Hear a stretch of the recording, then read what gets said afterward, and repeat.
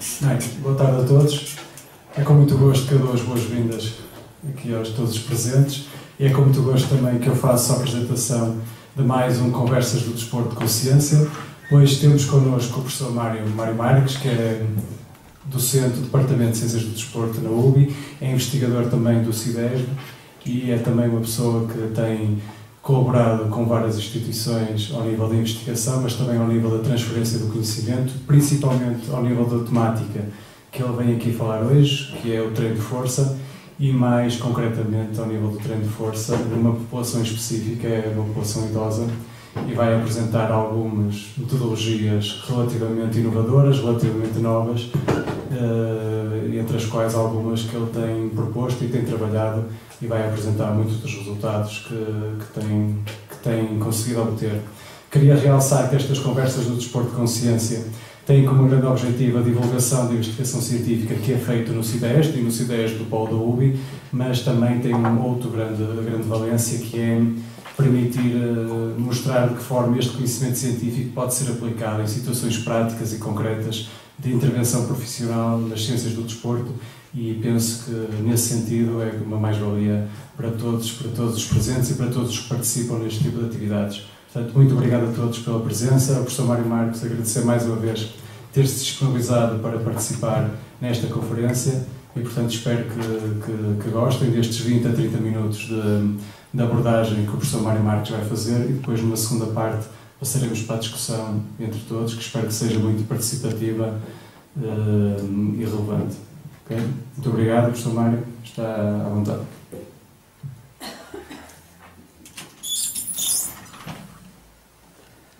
Bom, boa tarde a todos. Eu vou ser um pouco informal, já é meu hábito, não gosto muito de levar a lista e tomar a vontade de falar aqui com vocês mais perto. Eu queria agradecer ao meu colega Daniel Marinho, pelas palavras amáveis que faz questão de mencionar sempre as questões. Vejo aqui muitos alunos que foram alunos de primeiro ciclo, do segundo ciclo, alguns de doutoramento, e também há alguns que não são de desporto, mas que se calhar gostam de desporto. Esta palestra não era para vir, mas depois o professor Contrabados, que é o mentor desta ideia que eu acho da insistiu bastante e eu lá me convenceram e eu consegui preparar muito tempo nos últimos semestres, com tantas aulas, preparar uma palestra sobre esta temática. Para quem não conhece, a minha área de intervenção maior é a área do treino de força, mas no alto rendimento. Durante quase 20 anos trabalhei com atletas olímpicos e campeonatos do mundo, etc., muitas modalidades. Minha tese de doutoramento sobre isso. Mas nos últimos anos apareceram alguns colegas, conheci também pessoas do estrangeiro em congressos, e tive particularmente uma aluna de doutoramento que um dia me bateu à porta e que queria trabalhar com idosos. E principalmente na área do treino de força dos idosos. À partida, achei um tema pertinente, obviamente, a população cada vez mais envelhecida, isso vocês ouvem todos os dias nos mais, mas eu não tinha muito conhecimento nesta área. Como vos disse, trabalhei sempre na área do treino de força mais para o alto rendimento. Mas depois de estudar um pouco a matéria e ver alguns estudos, primeiro de dizer que sim ou não ao projeto dessa miúda, que agora é professora, vocês devem conhecê-la, a professora Ana Pereira, que colaborou connosco, detetei facilmente que os mesmos problemas que existiam no treino de força, em geral, mais no alto rendimento, na escola, em muitas situações, eram exatamente as mesmas habilidades no treino de força dos idosos. Mas, no treino dos idosos, estas habilidades eram ainda maior porque a maioria dos estudos era não digo fraca qualidade, mas de dúbia qualidade. Muitos estudos eram estudos correlacionais, cross-sectional studies, não estudos longitudinais, e, portanto, sabia-se muito pouco ainda sobre a influência de programas de treino, neste caso programas de treino de força, nos idosos. E, portanto, a partir daí delineamos algumas estratégias baseadas no meu conhecimento prévio e, curiosamente, algumas ideias iniciais que eu tive foram transportadas para essa tese de doutoramento e, ultimamente, já foi em 2010, 2011, e, curiosamente, há pouco tempo saiu um artigo que veio digamos, corroborar e a explicar de uma forma mais profunda, aliás, vamos apresentar aquilo que eu tinha, digamos, pensado em 2010. Ou seja, nós aqui no departamento fomos visionários 4 anos antes disso. Okay? Então, vamos passar à palestra propriamente dita. treino de força na posição idosa é uma nova abordagem metodológica. Uma nova abordagem metodológica centra-se essencialmente em duas temáticas: na velocidade de execução dos exercícios e na potência muscular. Nós fugimos um pouco aos métodos tradicionais de trabalhar com forças, com cargas mais elevadas, repetições de baixa velocidade, muito volume de treino, e passamos a trabalhar com cargas mais altas velocidades. Para quê? Para melhorar a capacidade do idoso também de executar exercícios a maior velocidade, porque o idoso também tem que executar. Obviamente que o idoso pode ser também mais veloz ou mais rápido, obviamente em termos relativos. Não tem a mesma velocidade de um miúdo de 20 anos ou 30, mas pode também necessitar de ter capacidade de produzir força rapidamente, como vou mostrar a seguir. Okay? Então, os pontos essenciais desta conferência são a importância do treino de força em idoso, algumas evidências científicas, estudos relacionados com o treino de força em idoso, estudos mais clássicos, okay?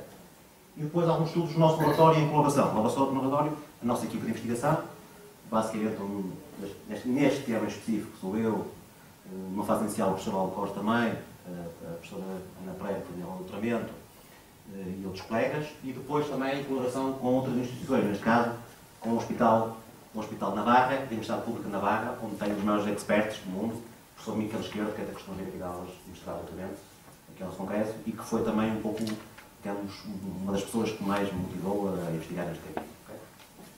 Aliás, muitos estudos que vou apresentar aqui são feitos em cooperativa. Okay? O que é importante lembrar? Bem, a força muscular atinge mais ou menos o pico de força entre os 25 e 35 anos. Embora a literatura não seja totalmente consensual, alguns dizem que anda por volta dos 28, 30, 32, mas em média isto pode atingir entre os 25, intervalo entre os 25 e 35. Nas mulheres, um bocadinho mais cedo, pode ir aos 20, 21, 22 anos, e nos homens, a partir dos 30 anos, começa a declinar. Okay? Depois, a partir da segunda terceira década de vida, para além da força, a capacidade funcional diminui bastante. Okay? E isto é um dado que nos preocupa bastante. Depois também sabemos que existe uma perda de 12 a 12% a partir dos 50 anos. Okay? Eu já estou a chegar, já estou com os 46, já me faltam 4 para começar a declinar. Vamos lá ver se consigo manter isto um bocado, contrariar um pouco da leitura da vez. Mas em média, a partir dos 50 anos, isto começa a ser mais acelerado. Okay? Depois, estudos regionais observaram perdas de 1 a 2% por ano de força em regime isocinético de joelho, okay? Força em regime isocinético, sendo mais significativo nos homens do que nas mulheres. As mulheres queixam-se que têm pouca sorte, neste caso têm mais sorte, declinam mais suavemente. Okay? Se olharmos ali para a curva da força ao longo da nossa etapa de vida, vemos que as mulheres, além de atingirem menor força, obviamente, os homens, por muitas razões, começam a declinar de uma forma mais suave. Okay? Os homens atingem um pico de volta de mais de 25, 27, 28 anos, por aí, e depois declinam também de uma forma suave, mas também mais ou menos paralela. Okay? E isto começa a ser mais acentuado a partir de mais ou menos 55 anos, 56, por aí fora. Depois, interessa-nos também perceber a curva de força-velocidade, que eu expliquei aos alunos do primeiro ciclo. E esta curva, obviamente, o que é que nos indica? Indica-nos que o idoso tem menor capacidade de produzir força a menor velocidade. E isto é um dado interessante e determinante, porque durante muitos anos se prestou muito pouco interesse à capacidade de produzir força rapidamente. Não só nas forças idosas, mas também do treino geral. Deu-se muito valor ao treino de força máxima, endurance muscular, mas pouco à capacidade de produzir força rapidamente. E isto, alguns estudos de treinamento, não só, vieram corroborar o contrário em atletas de alto rendimento, e em idosos eu suspeitava, e tenho agora a certeza, que isso é um fator determinante. Okay? Aqui vemos um dado preocupante em termos práticos. Para além das muitas patologias que estão associadas à diminuição de força e da qualidade muscular, entre os quais tumores, existe uma grande correlação entre os baixos níveis de força e diversos tipos de tumores. O que nos preocupa, essencialmente, é o risco de queda no idoso. E isto é determinante. Um idoso com 70 anos, 80, se cai e parte com o fémur, muitos deles têm um ano de vida.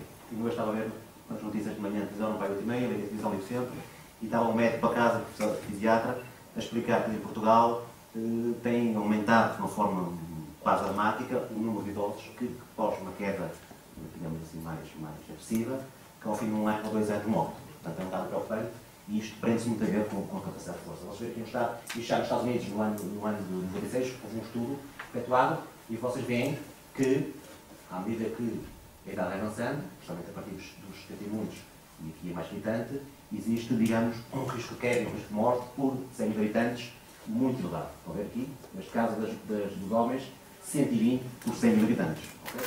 Mais uma vez, os homens morrem mais. Portanto, mais uma vez, as mulheres têm mais sorte. Depois, quando olhamos aqui parte muscular, nós sabemos que a força depende basicamente de duas coisas. Da capacidade muscular, da folha muscular e dos aspectos nervosos, aspectos neurais. Neste caso, é um exame isotomatológico, que nós podemos ver a unidade do músculo, você tem um músculo mais preenchido, e à medida que a idade vai avançar, os homens, com 80 anos, praticamente o músculo desaparece da qualidade. Vocês veem aqui, isto não tem praticamente nada, ou é gordura. Okay? Portanto, uma redução da secção muscular entre 40% entre os 20 e 30 anos. A redução parece começar na fase adulta e acelera depois de 50. Parece, mas não há dados concretos. E a diminuição do conteúdo não contrata como gordura muscular e tecido conjuntivo. Ou seja, a qualidade em si do músculo digamos, diminuída de uma forma muito significativa.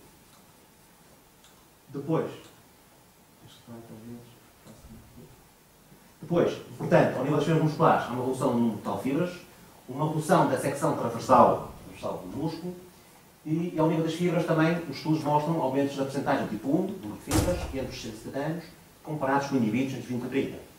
No entanto, isto não se observa com indivíduos com mais de 30 anos, por exemplo.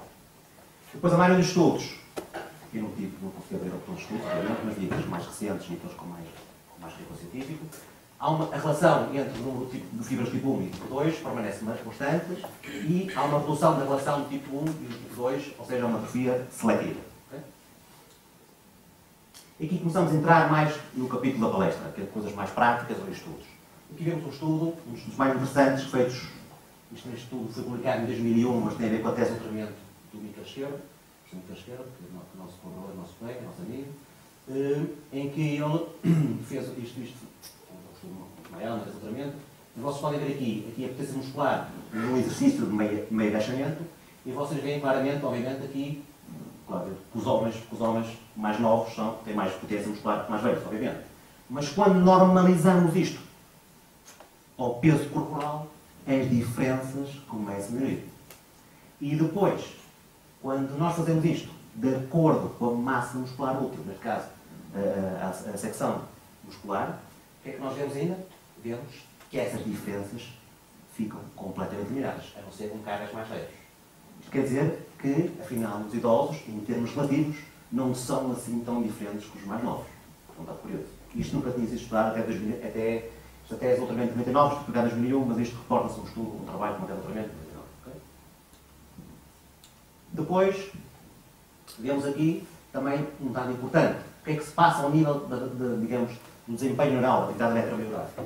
Aqui apenas mostrei aqui a ativação do isquiotibial, do bíceps femoral, e nós vemos que o que se passa digamos, nos indivíduos com 40 anos, estão a ver ali, e nos indivíduos de 60 anos, ao nível da força, okay? A porcentagem da ativação, ou a menor porcentagem de ativação ao nível do bíceps femoral, é exatamente ou muito parecida com o idoso.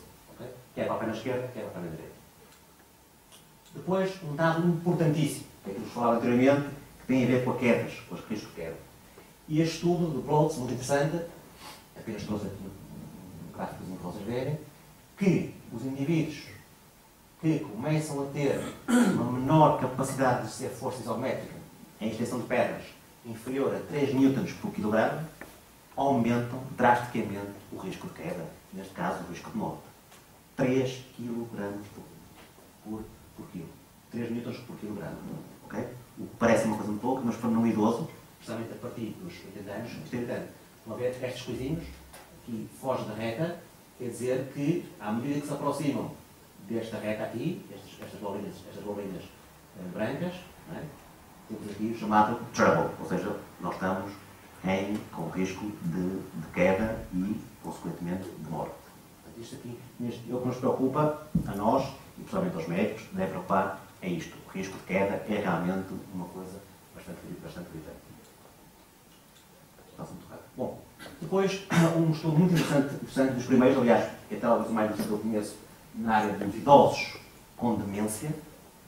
É possível fazer treino de força em idosos e com problemas de demência, que é uma coisa muito comum a partir dos 80 anos. O sistema neuronal degenera e portanto, e há indivíduos que chegam digamos, a ter as complicações. O que é que nós vemos aqui? A aplicação do programa de treino de força, o que é que faz? Aumenta, aqui este gráfico mostra dois exercícios, um time and go, que é um exercício de walking, um exercício de digamos, movimentação rápida do idoso, e o exercício de levantar rapidamente várias vezes de uma cadeira. E vemos que o tempo diminui, portanto eles melhoraram, e o número de vezes que eles levantam da cadeira também aumenta. Mas, a partir de na altura, o programa de treino foi interrompido, e o que é que nós vemos aqui? Vemos uma queda brutal da performance. Mesmo indivíduos com doença, e indivíduos com uma certa idade, estamos a falar de indivíduos com 80 anos, um programa de treino com poucas semanas, okay, conduziu a melhorias significativas, e uma sessão, ou uma eliminação de 12 semanas, ou seja, ao final de 3 meses foram reavaliados e viram que eles diminuíram para patamares até alguns até inferiores. Okay? Nestes dois testes, Time and Go Up e os 5 Metcalfe Barrel Velocity, são dois testes muito clássicos da bateria do Ricky Jones. Depois temos aqui este gráficozinho que mostra também no mesmo grupo, digamos, a produção de força isométrica na flexão de pernas, na flexão nestas de pernas, e no hand grip não. E vemos que eles melhoram muito durante o período de treino, durante 8 semanas, portanto 2 meses não é assim nada especial, treinaram 2 semanas, e depois caíram abruptamente ao fim de 12 semanas, e até alguns chegaram, ao final de 14 semanas, níveis ainda inferiores ao estado inicial. Okay? Ou seja, isto mostra que mesmo em indivíduos muito idosos, mais de 20 anos, com demência, é possível melhorar potência muscular, força, qualidade muscular, etc., capacidade funcional, que é determinante, é? E que uma sessão, uma eliminação desse progresso, desse programa de treino, leva a uma queda à volta da performance. Okay? Depois, temos aqui outro tema que nós estudamos muito no nosso departamento, e infelizmente ao nível de idosos existe um pouco, que é o chamado treino combinado. Há duas capacidades físicas que são clássicas, a força essencial e depois também a resistência, neste caso endurance, que a gente chama endurance, mas tem a ver com a resistência cardiovascular. E quando nós combinamos estas duas qualidades, normalmente elas anulam-se ou uma, digamos, é inferior à outra.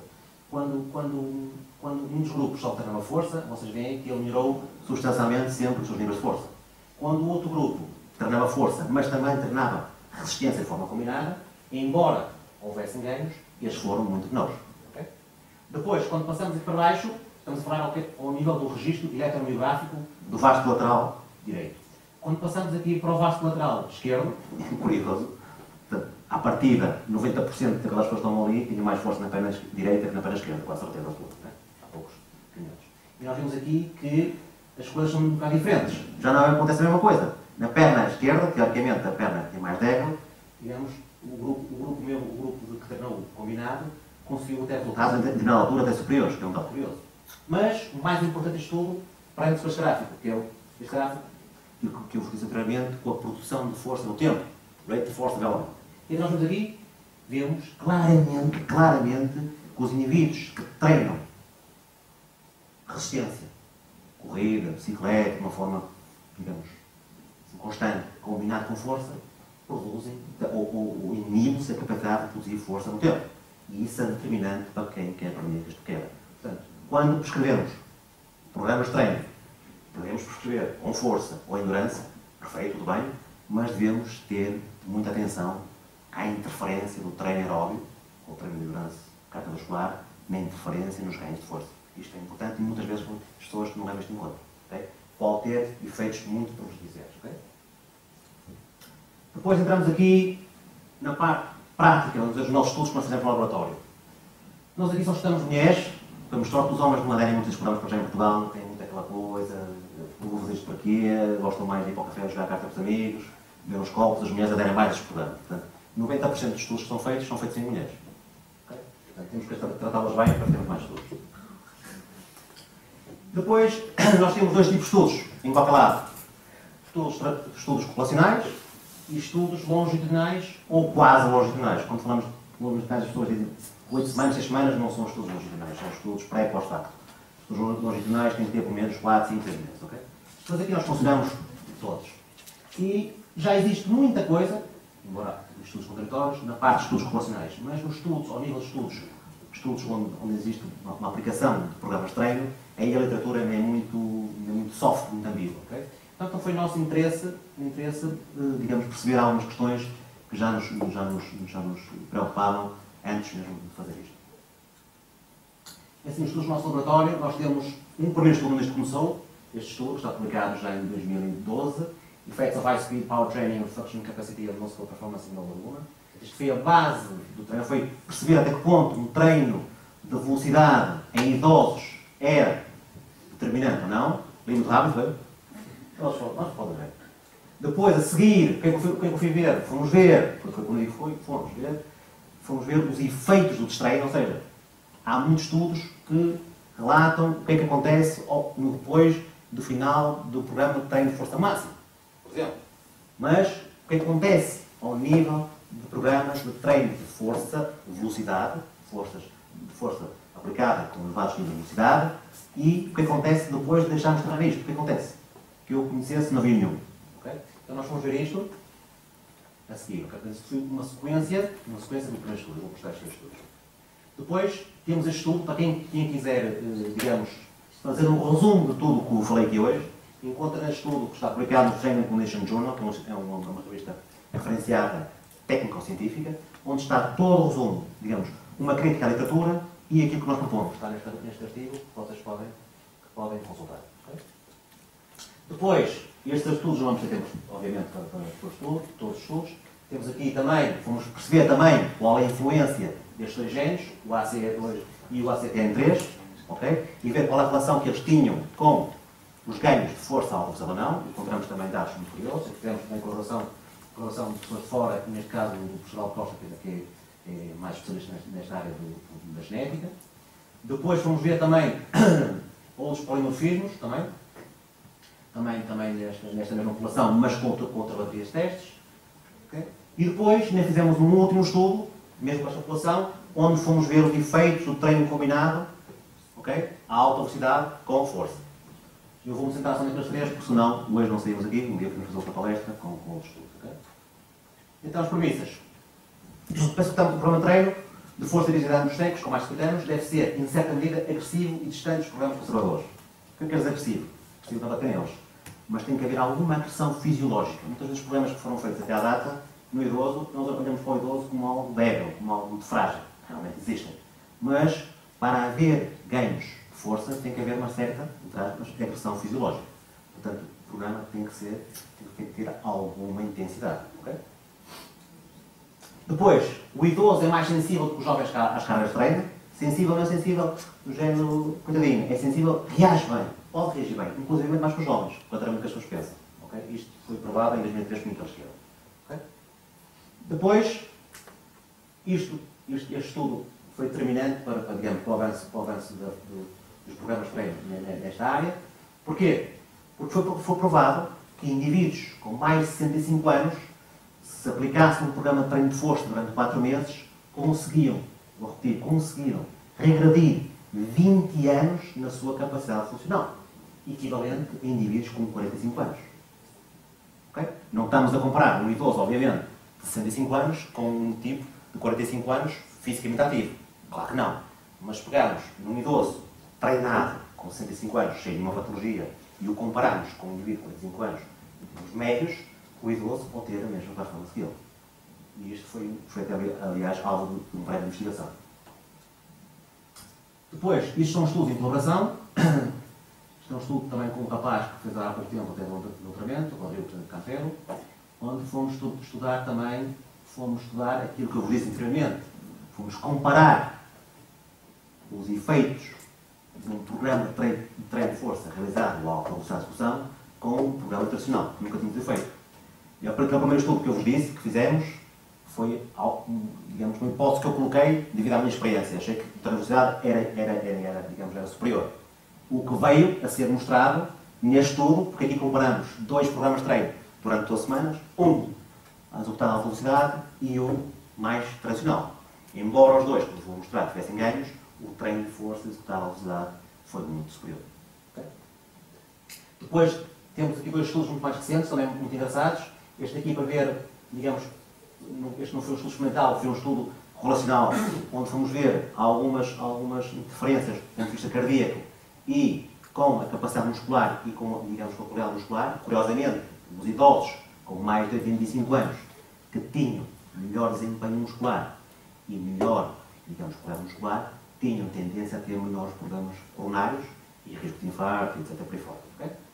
E depois, ultimamente, também fizemos um estudo também muito giro, eu neste participei pouco, neste tive uma participação ativa, onde fomos ver, nestes idosos, oldest em americano, quer dizer que são velhinhos, ou seja, são pessoas com mais de 90 anos.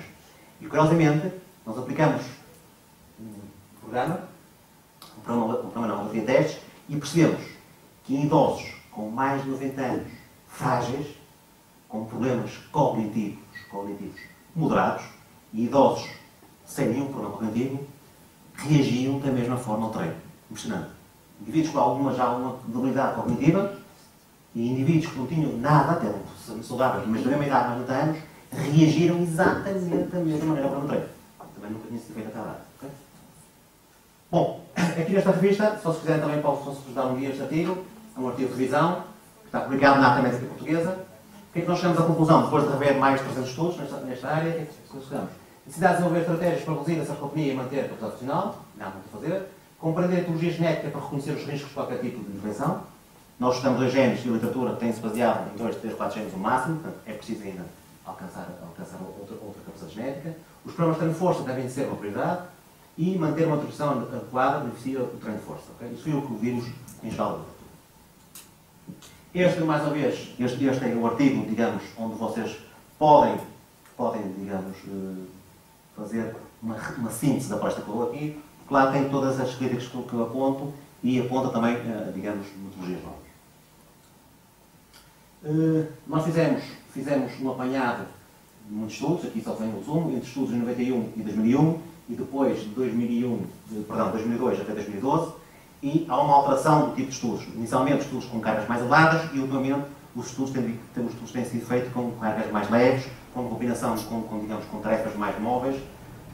Digamos, os idosos faziam treino clássico de força e agora passaram a ser, além do treino clássico de força, também começaram a introduzir exercícios funcionais. Okay? Há uma alteração de paradigma. Okay?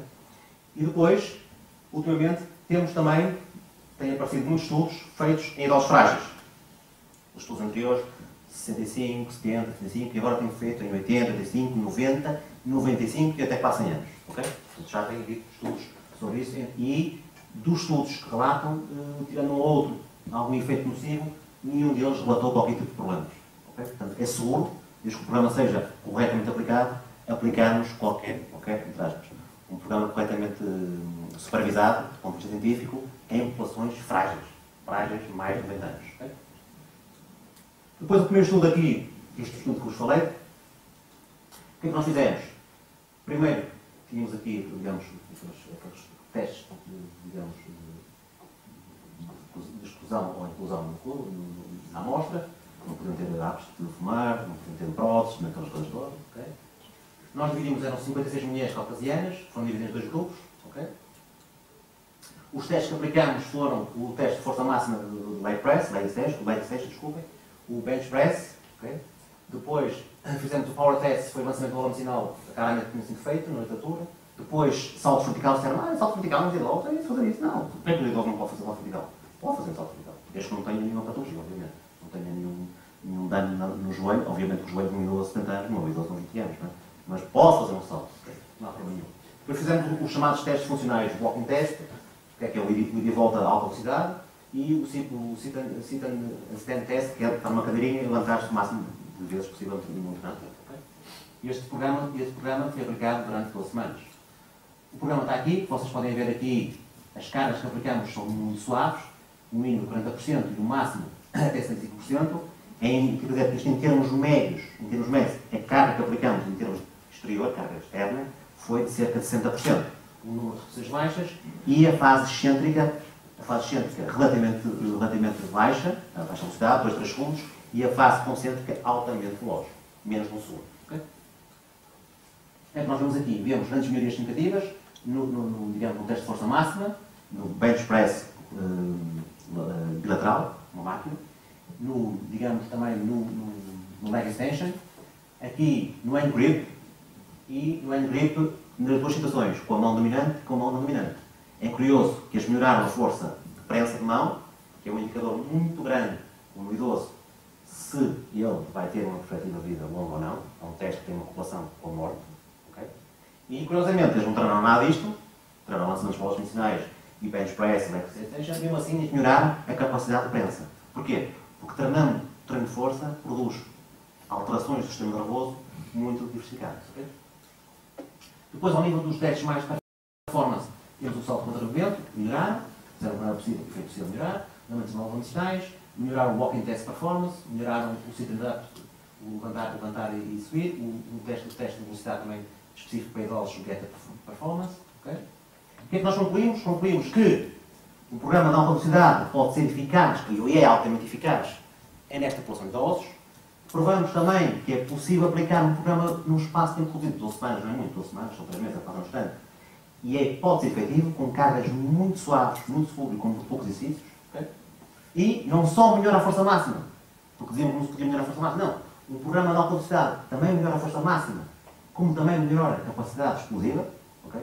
Isso foi estudado por Kaneko, um japonês, Masahiro Kaneko, que foi o primeiro a estudar estas coisas de velocidade em 1983, mas em atletas de alto nível. Portanto, eu peguei nas ideias dele e apliquei nos idosos e verifica-se o mesmo. Que treinar a alta velocidade produz não só melhorias na capacidade explosiva, como também produz melhorias na capacidade de força máxima. Okay? Depois passamos para o próximo estudo. O segundo estudo é aquele estudo que eu vos disse inicialmente com o destreino. Pegamos na membrana amostra e então, senhoras, agora a partir de hoje vão deixar de fazer o treino de força. Okay?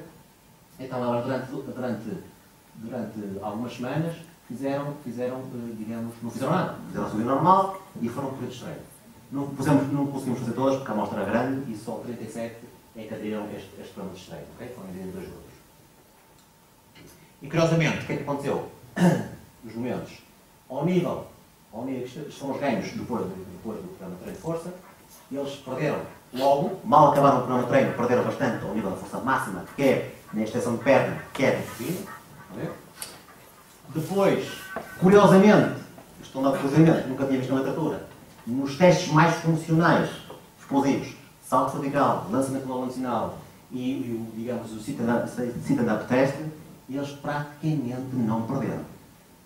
Okay? Perderam ao nível de força máxima, mas nos testes mais de velocidade, mais de explosividade, eles conseguiram manter, mesmo com um período de treino de 7 semanas. Okay?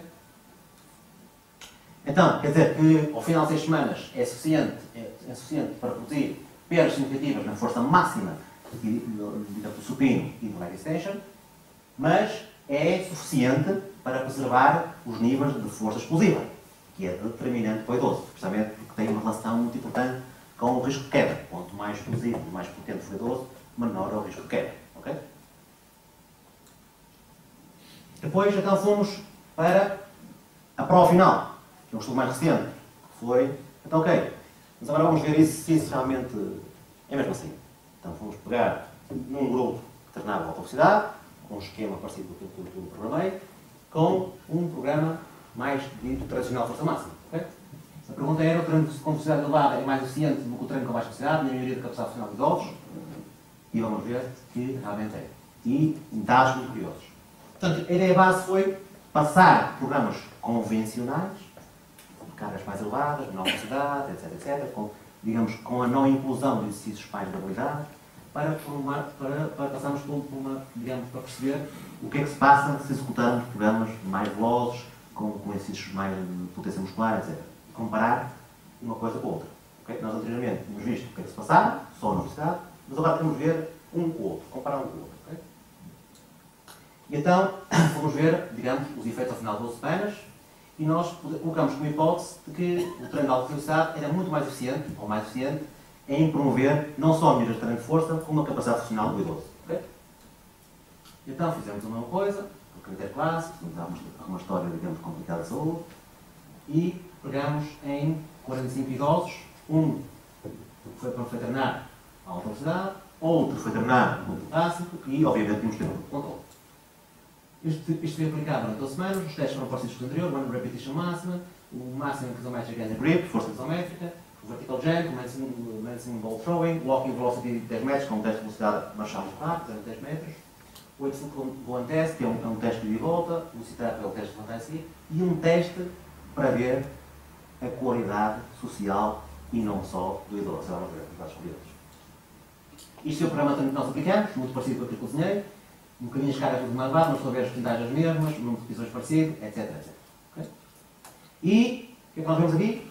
É aquela linha que vocês veem aqui muito a vermelho, muito fininha, está ligada com o grupo que treinou a alta velocidade. E vocês veem que em termos de percentagem de aumentos de performance, em todos os parâmetros de força, line repetition máxima, bench press, leg extension, dominante, hand grip, em todos eles o treino a alta velocidade foi sempre superior. Embora o treino clássico também produzisse aumentos importantes. Mas o treino a alta velocidade ainda assim foi bastante superior. Okay? E depois, quando passamos aos testes mais funcionais, as percentagens continuaram a ser muito superiores em todos os testes. Ou seja, numa bateria de 15 testes, não sei de cor, 12, 15 testes, o treino a alta velocidade foi superior em todos. Okay? Depois aqui, um questionário clássico, feito em idosos, e